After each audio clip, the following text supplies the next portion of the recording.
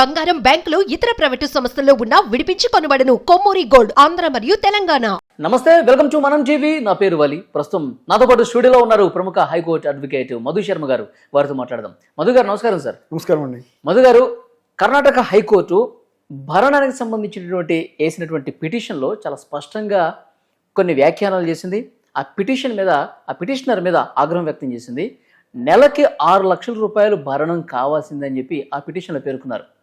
అసలు భరణానికి ఆ లిమిట్ అసలు ఏమన్నా ఉందా? ఒక నెలకి ఇచ్చే భరణానికి సంబంధించి అసలు చట్టాలు ఏం చెప్తున్నాయి? జడ్జి అంత సీరియస్ అవడానికి రీజన్ ఏం కనిపిస్తుంది? అయితే ఇందులో మంత్లీ మెయింటెనెన్స్ క్లెయిమ్ చేసుకుంటారు యూజువల్గా.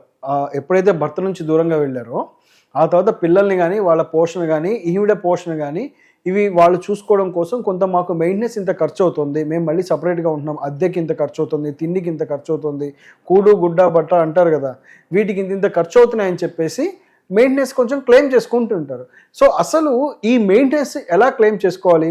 ఇందులోనే ఇదివరకు గౌరవ సుప్రీంకోర్టు వారు కూడా చాలా సందర్భాల్లో చెప్పడం జరిగింది.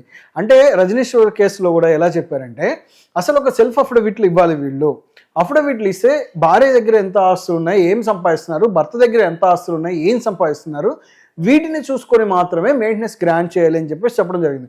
బట్ ఇక్కడ ఈ కేసెస్లో ఏంటంటే ఒక్కొక్క కేసులో ఒక్కొక్క రకంగా మెయింటెనెన్స్ గ్రాంట్ అవడం జరుగుతుంటుంది. యూజువల్గా మనం చాలా కేసులు చూసాం, 1,50,000, 2 లక్షలు, 3 లక్షల వరకు మెయింటెనెన్స్ గ్రాంట్ అయిన కేసులు చూసాం. బట్ 6 లక్షలు మంత్లీ ఎక్స్పెన్సెస్ అనేది ఇద్దరికి అంత స్తోమత ఉండాలి.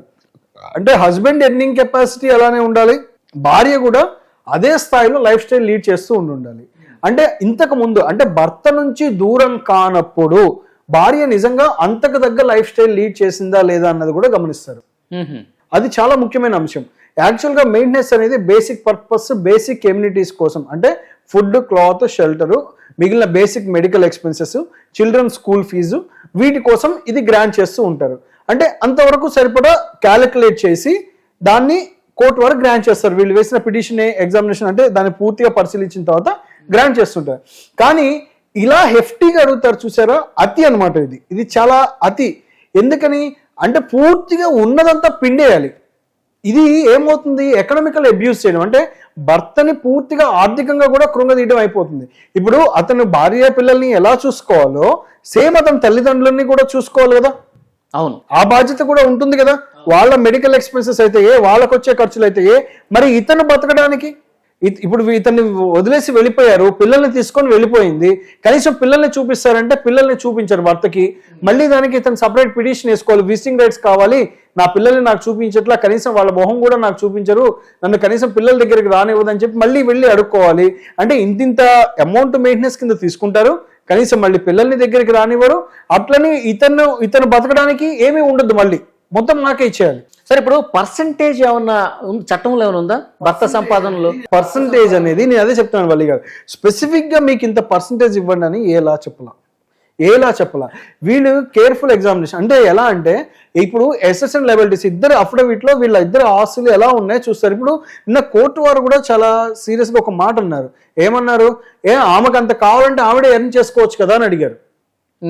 అంటే ఆ స్థితి, అంటే భర్త బాధ్యత ఎంతవరకు, పెళ్ళి అయిపోయింది, ఓకే, మనస్పర్ధలు వచ్చాయి, పిల్లలు పుట్టారు, మనస్పర్ధలు వచ్చాయి, దూరం జరిగారు, వీళ్ళని చూడాల్సిన బాధ్యత కానివ్వండి, దృక్పథం కానివ్వండి, what ever it may be భర్తకు ఉంది అనుకుందాం. అది ఎంతవరకు, ఎంత ఎక్స్టెంట్ ఉంటుంది?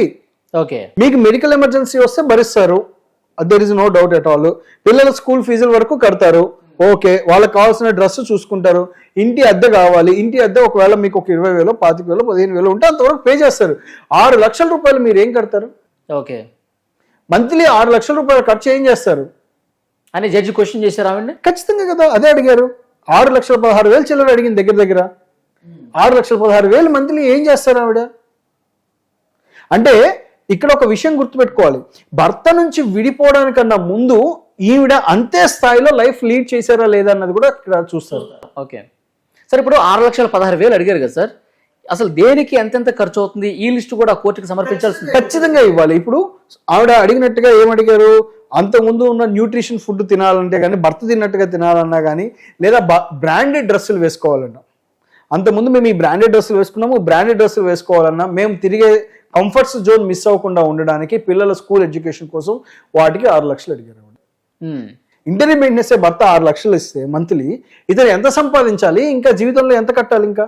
ఓకే, అంటే ఇంకా ఇతను బతకద్దు. సార్ భరణం కేసుల్లో ఎన్ని నెలలు సార్ ఇట్లా ఉంటుందా?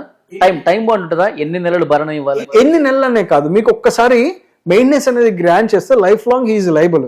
బట్ భార్యకి ఎప్పుడు మెయింటెనెన్స్ ఇవ్వరు అంటే, భర్తకి తెలియకుండా ఈవిడ తర్వాత ఎవరితోనో అడల్టరీలో ఉన్నా అలాంటి సందర్భంలో మెయింటెనెన్స్ ఇవ్వకుండా ఉండొచ్చు. నెక్స్ట్, వేరే వాళ్ళని పెళ్లి చేసుకుంటే మెయింటెనెన్స్ ఆపేసేయచ్చు. ఇలాంటి సందర్భాల్లో ఖచ్చితంగా మెయింటెనెన్స్ ఆపేయచ్చు అనమాట. పిల్లల బాధ్యత మాత్రం తండ్రికి తప్పదు. పిల్లలు పెద్ద చదువు పూర్తి చేసుకునేంత వరకు తండ్రి బాధ్యత ఉంటుంది, ఖచ్చితంగా ఉంటుంది. సరే, ఇప్పుడు ఇంతకుముందు మీరు అడల్టరీ అన్నారు. అడల్టరీ అంటే దానికి ఒక చట్టబద్ధత ఉందా లేదా? దాన్ని ఎట్లా చూపించగలుగుతాడు? అడల్టరీకి ఇది చాలా చక్కటి ప్రశ్న వల్లి గారు. సమయం వచ్చింది కాబట్టి చెప్తున్నాను. అందరూ ఏమనుకుంటారంటే అక్రమ సంబంధం నేరం కాదు, సుప్రీంకోర్టు తీసేశారు అని చెప్పి భావజాలంతో ఇవాళ విచ్చలవిడిగా మేము ఎలా అయినా తిరిగేస్తాము, విచ్చలవిడిగా బతుకుతాము, సమాజంలో మమ్మల్ని పట్టించుకునే వాళ్ళు లేరు అనుకుంటారు. బట్ కానీ ఈ అడల్టరీ ఏదైతే ఉందో, ఈ అక్రమ సంబంధం ఏముందో, ఒక దానికి క్రిమినల్ లయబిలిటీ తీసేరేమంటే దానికి శిక్ష తీసేసారేమో, కానీ అది డివర్స్కి గ్రౌండ్ కాకుండా, లేదు డివర్స్కి గ్రౌండ్ అది. భార్యాభర్తల మధ్య అక్రమ సంబంధం ఉన్నప్పుడు అది డివర్స్కి గ్రౌండ్, వాళ్ళు దూరంగా చేయడానికి డివర్స్ గ్రౌండ్. ఒకవేళ భార్యాభర్త మనస్పర్ధలతో దూరంగా ఉన్నారు, ఇంకొకళ్ళకి అడల్టరీ ఉంది అంటే అక్రమ సంబంధం ఉంది, ఏదర్ ఆఫ్ ది స్పౌజ్ అంటే భార్య కానీ భర్త కానీ దాన్ని కనిపెట్టారు. ఇప్పుడు భర్తే భార్యకి మెయింటెనెన్స్ ఇవ్వాలి మంత్లీ. కోర్టు ఒక సమ్మెక్స్ ఒక 80,000 ఒక 60,000 ఎంత గ్రాంట్ చేశారు అనుకున్నాం, ఇవ్వాలి. బట్ ఈమె అక్రమ సంబంధంలో ఉన్నట్టుగా భర్త ప్రూవ్ చేయగలిగాడు అనుకోండి, మెయింటెనెన్స్ ఇవ్వక్కర్లేదు అతను, ఓకే, ఇవ్వాల్సిన అవసరం లేదు. బట్ దానికి ఏంటంటే క్రిమినల్ లయబిలిటీ అనేది లేదు అంతే, కానీ మిగిలిన ఉండాల్సిన ఉన్నాయి. బట్ కానీ ఆ జడ్జిమెంట్ ఇచ్చేటప్పుడు కూడా గౌరవ సుప్రీంకోర్టు వారు చాలా స్పష్టంగా చెప్పారు, ఇది సామాజికంగా కూడా చాలా తప్పు, దీన్ని ఓన్లీ క్రిమినలైజేషన్ తీసేస్తున్నాము. బట్ కానీ సామాజికంగా ఇదేమీ సహేతుకమైంది కాదు, దీన్ని యాక్సెప్ట్ చేసే థింగ్ కాదని స్పష్టంగా మాట చెప్పారు. బట్ ఇందులో దురదృష్టవశాత్తు దానికి క్రిమినల్ లయబిలిటీ లేకపోవడం అనేది పెద్ద అయిపోయింది. అంటే అందులో కూడా భార్యన భర్తన ఇద్దరి వైపు ఉండాలి. అక్రమ సంబంధం ఇద్దరిలో ఎవరు పెట్టుకున్నా ఇద్దరికి శిక్ష సమానంగా ఉండాలి. భర్త ఒక్కడే అక్రమ సంబంధం పెట్టుకున్నాడని శిక్ష ఉండడం అనేది అన్బయాస్డ్, అన్కాన్స్టిట్యూషనల్. ఇవాళ మారింది, ఇప్పుడు ఆ చట్టం చేసినప్పుడు అప్పటి జనరేషన్లో సరిపోయింది. బట్ ఇవాళ కాలం తీరు మారింది, పద్ధతి మారింది. అవును, ఇవాళ వీళ్ళు ఇష్టానుసారంగా వెళ్ళిపోయి ఇంతింత అమౌంట్స్ డిమాండ్ చేస్తుంటే ఇప్పుడు అతను ఎంతకని సంపాదించుకోగలుగుతాడు? భర్తతో కలిసి ఉండి చక్కగా కాపురం చేసుకుంటూ ఇంట్లో ఉండి మనస్పర్ధలు ఉంటే చిన్న చిన్న సర్దుకుపోయి పెద్దవాళ్ళతో మాట్లాడుకొని, లేదా 4-5 పెద్దవాళ్ళని పిలిచి మాట్లాడుకొని సమస్యలు పరిష్కారం చేసుకొని కాపురాన్ని లీడ్ చేస్తే చక్కగా అతను చూసుకుంటాడు, పిల్లల్ని చూసుకుంటాడు.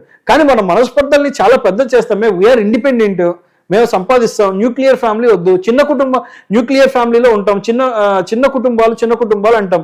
బట్ చిన్న కుటుంబాలే చింతలేని కుటుంబాలు అని చెప్పి పోయే స్థితి నుంచి ఇవాళ ఏమైంది, చిన్న కుటుంబాలే చింతలున్న కుటుంబాల స్థాయికి వచ్చింది. ఓకే, ఫ్రీడమ్ ఓవర్ అయిపోయింది. అంతే కదా, ఫ్రీడమ్ ఓవర్ అయిపోయింది. ఎవరు అండగా లేరు, మా తరపున మాట్లాడే వాళ్ళు లేరు, మమ్మల్ని ప్రశ్నించే వాళ్ళు లేరు. ఫస్ట్ మమ్మల్ని అడగకూడదు, మాకు అత్తమామలు ఉండకూడదు, నా వైపు అమ్మ నాన్న ఉండకూడదు, ఆయన వైపు అమ్మ నాన్న ఉండకూడదు. ఏంటమ్మా ఎందుకు ఇలా చేస్తున్నారని ఎవరు మంచి చెప్పకూడదు, చెడు చెప్పకూడదు, అడగకూడదు, మా ఇష్టం. ఇదే అన్ని అనర్థాల కారణం. కుటుంబాన్ని బజార్ను పడేసుకుంటాం.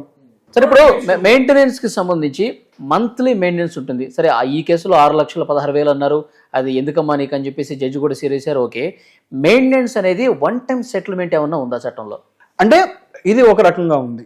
మీరు డివోర్స్ తీసుకునేటప్పుడు యూజువల్గా పర్మనెంట్ యాలిమనీ అంటారు, శాశ్వత భరణం, పర్మనెంట్ యాలిమనీ. ఇప్పుడు భార్యాభర్త మధ్య మనస్పర్ధలు వచ్చాయి, వాళ్ళు కొంతకాలంగా దూరంగా ఉంటున్నారు, డివోర్స్కి అప్లై చేసుకున్నారు. మ్యూచువల్ డివోర్స్ అయితే కనుక వాళ్ళ అంగీకారంతో పరస్పరం కొంతమంది భరణం లేకుండా కూడా మ్యూచువల్ డివోర్స్ ఫైల్ చేసుకుంటారు. మాకు అక్కర్లేదు, మేము ఎవరి లైఫ్ వాళ్ళు లీడ్ చేసుకుంటాం అని చెప్పి కొంతమంది మ్యూచువల్ ఫైల్ చేసుకుంటారు. కొంతమంది మెజారిటీ క్రుయల్టీ గ్రౌండ్ మీద ఎక్కువ డివోర్స్ కేసెస్ ఫైల్ అవుతూ ఉంటాయి. క్రుయల్టీ మీద ఫైల్ చేసుకున్నాక తర్వాత కొంతమంది కాంప్రమైజ్ అయ్యి ఇంత మేము పర్మనెంట్గా యాలిమనీ ఇచ్చేద్దాం అనుకుంటున్నాం, సమ్ ఎక్స్ అమౌంట్, ఒక అమౌంట్ మేము ఇంత పర్మనెంట్గా యాలిమనీ కింద శాశ్వత భరణం కింద ఆమెకి ఇచ్చేద్దాం అనుకుంటున్నాము. ఇంకా ఫర్దర్గా ఇన్ ఫ్యూచర్లో ఇంకా ఏమీ భర్త దగ్గర నుంచి క్లెయిమ్ చేయడానికి లేదు, ఆస్తులు ఏమీ క్లెయిమ్ చేయడానికి లేదు అని చెప్పి పూర్తిగా వాళ్ళు అంగీకారం చేసుకొని దానికి సంబంధించిన ఎంఓయూ అంటాం, మెమోరాండం ఆఫ్ అండర్స్టాండింగ్ ఒకటి చేసుకొని దాన్ని గౌరవ కోర్టు వారికి సబ్మిట్ చేస్తారు. సో అప్పుడు ఈ పర్మనెంట్ యాలిమనీ అమౌంట్ ఎంతైతే అనుకున్నారో దాన్ని భర్త భార్యకి ఇచ్చేస్తారనమాట. ఈ పర్మనెంట్ యాలిమనీ ఇచ్చాక ఇంకెప్పటికీ ఫ్యూచర్లో వాళ్ళు క్లెయిమ్ చేయడానికి కానీ ఏమీ ఉండదు. అంటే సింగిల్ టైం, మామూలు జనరల్ లాంగ్వేజ్లో చెప్పాలంటే సింగిల్ టైం సెటిల్మెంట్ అంటారు చూసారా, అది సింగిల్ టైం సెటిల్మెంట్ అంటారు దాన్ని. యా, అప్పటి నుంచి ఇక పిల్లలకు కూడా ఫర్దర్ గా వాళ్ళు ఏం క్లెయిమ్ చేయలేరు ఇంకా. ఓకే. అది తండ్రి ఆస్తి, మళ్ళీ తండ్రి ఆస్తిని మళ్ళీ క్లెయిమ్ చేసుకోవచ్చు. తన సెల్ఫ్ ఎక్వైర్డ్ కాకుండా తాత ముత్తాతల నుంచి వచ్చేవి ఏమైనా ఉంటే అవి పిల్లలకు వస్తాయి. తండ్రి సెల్ఫ్ ఎక్వైర్డ్ ప్రాపర్టీ అయి ఉంటే కనుక తండ్రి ఇష్టానుసారం తన జీవిత కాలంలో ఎవరికైనా ఆ ప్రాపర్టీని ఇచ్చుకోవచ్చు. Thank you very much sir, మంచి సమాచారం ఇచ్చారు. Thank you.